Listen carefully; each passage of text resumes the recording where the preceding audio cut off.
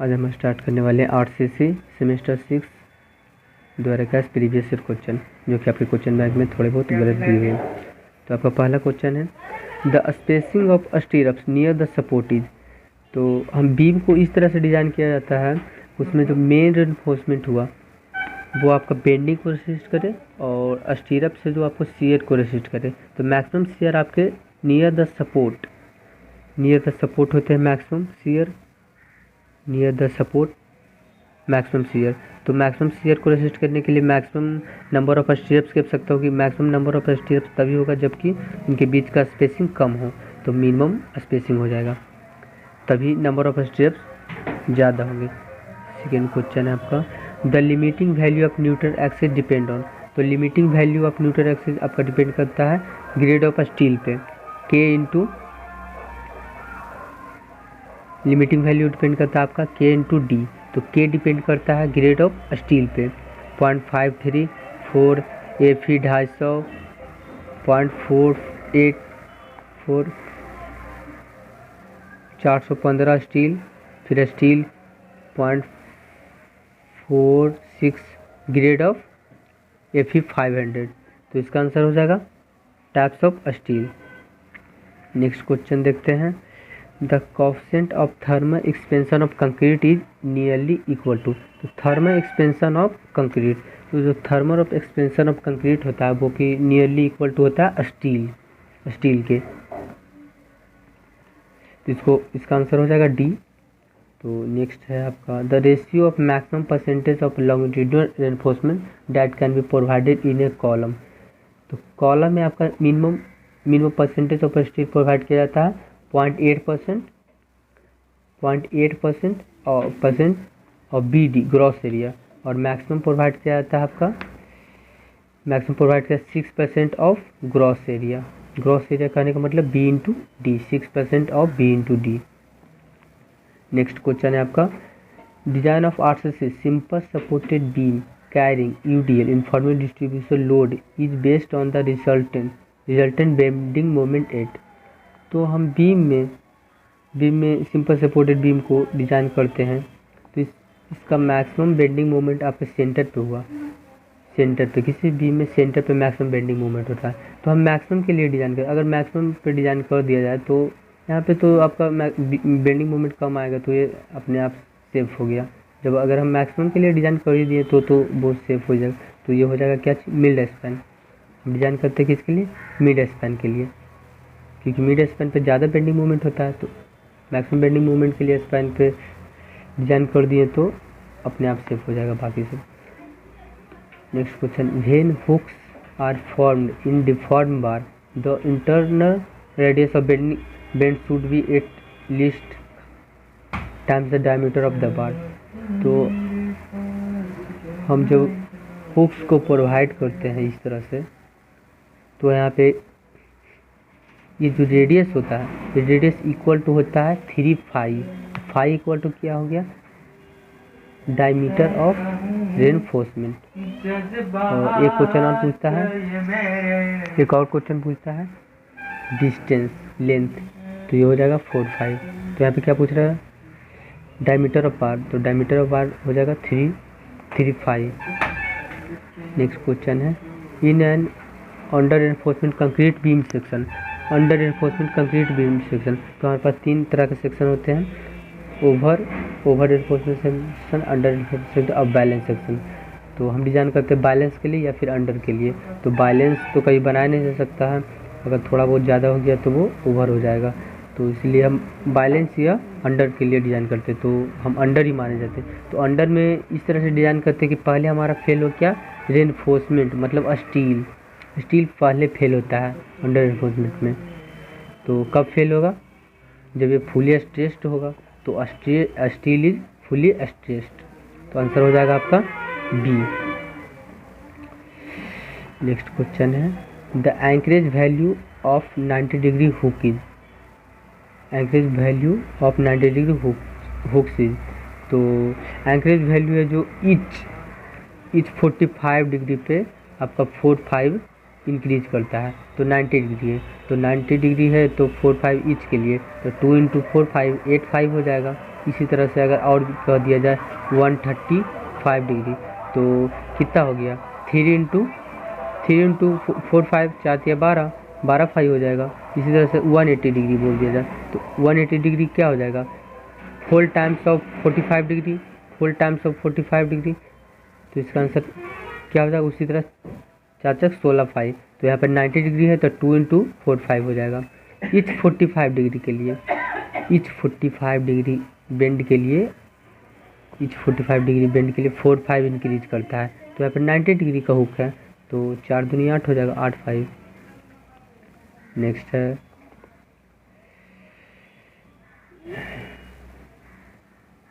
तो यहाँ पे मिस प्रिंट है, इसका आंसर हो जाएगा 85 डी।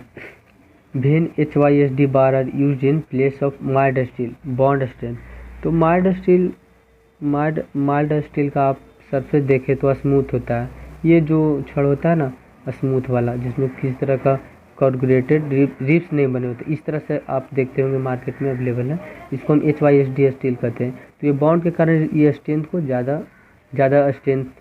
ज़्यादा बॉन्ड बनाता है, तो क्या हो जाएगा HYSD यूज करेंगे अगर ये प्लेन की जगह पे। ये माइल्ड स्टील हो गया, इसका सरफेस स्मूथ है, इसमें कॉर्गेटेड है, रिप्स बने हुए, तो ये ज़्यादा स्ट्रेंथ प्रोवाइड करेगा। तो HY steel is use place of mild steel, bond strength increase हो जाएगा। The length of straight portion of the bar beyond the end of hook should be at least, तो हम पहले भी आपको बताया है कि हुक हुआ, हुक में ये जो डायमीटर होगा ये 3 5 होगा, ये हुक ये जो लेंथ होगा यहाँ तक ये 4 5 हो जाएगा।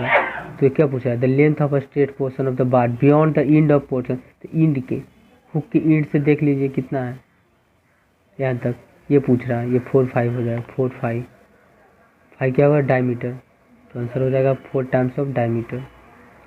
नेक्स्ट क्वेश्चन देखते हैं। According to Indian standard 456 2000 side face reinforcement should be provided when depth of beam is 750 mm, तो ये प्रोवाइड किया जाए तो जब आपका डेप्थ 750 mm, ये फेस साइड फेस रेनफोर्समेंट ये हुआ अगर आपका डेप्थ 750 mm ज़्यादा, तो आप यहाँ पे स्टील प्रोवाइड करेंगे, ये कंप्रेसिव जोन में, ये टेंशन जोन में।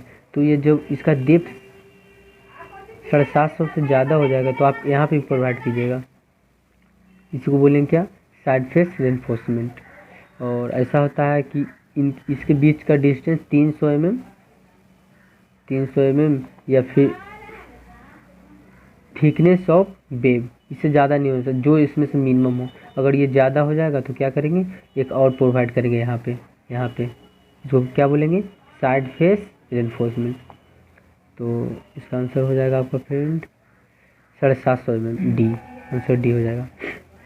फिर नेक्स्ट क्वेश्चन है the amount of resistance of a T beam is large due to large, क्या टी बीम होता है उसका मोमेंट ऑफ रेजिस्टेंस ज़्यादा होता है, क्यों? क्योंकि उसका ऊपर वाला फ्लेंज टी बीम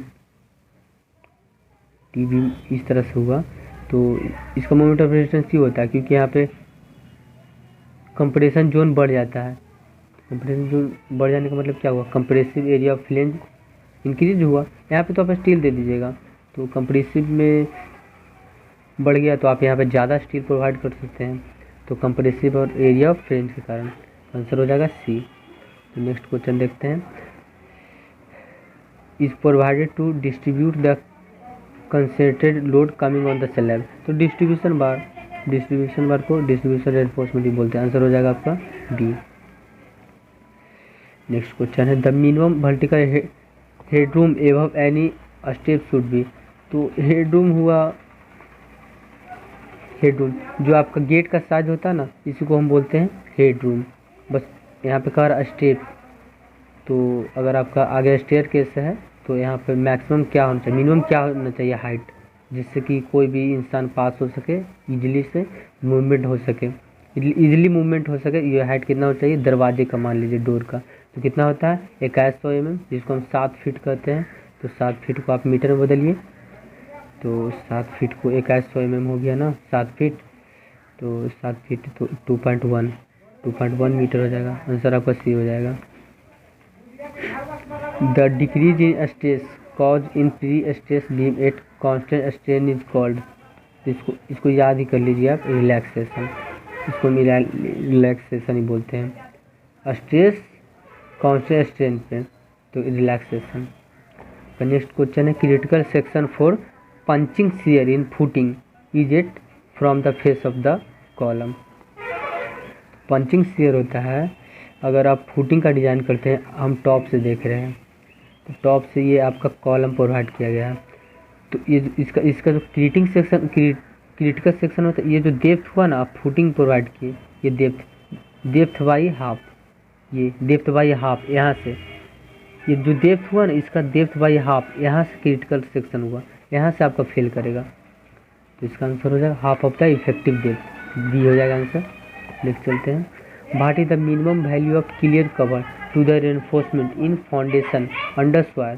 तो इसका होता है आपका फाउंडेशन में मिनिमम कवर का जो होता है, तो इसका होता है 40 mm टू 75, तो मिनिमम हो गया आपका 40, मैक्सिमम हो गया 75 अंडर फाउंडेशन अंडर सॉइल, तो आंसर हो जाएगा आपका बी। नेक्स्ट है the live load to be considered for an accessible roof. Accessible roof जिस पे आप चढ़ सकते हैं, जिस पे आपका लोड लिया जा सकता है। अगर ये आपका छत है तो इस पे आप जा रहे हैं, इस सामान को रख रहे हैं, यहाँ पे मूवमेंट हो रहा है, तो इसको क्या बोलेंगे, एसेसेबल रूफ। एसेसेबल रूफ, तो एसेसेबल रूफ ज़्यादा आपका लोड होगा क्योंकि इस पे और भी मूवमेंट हो रहे हैं, तो इसका होता है 150 kg पर सेंटीमीटर स्क्वायर। इसको आप जब कन्वर्ट करेंगे तो 1.5 हो जाएगा, 1.5 किलोमीटर पर मीटर स्क्वायर। और ये जब यहाँ पे इन एसेसेबल होगा जिस पे आप नहीं चढ़ सकते, जिससे मूवमेंट नहीं होता, बस वो सिर्फ रूफ हो, तो उस पर कितना हो जाएगा, इसका आधा 0.75 किलोमीटर पर मीटर स्क्वायर। कब, जब वो इन एसेसेबल हो। आगे वाले क्वेश्चन में देखेंगे, तो इसका आंसर डी हो जाएगा। आगे चलते हैं।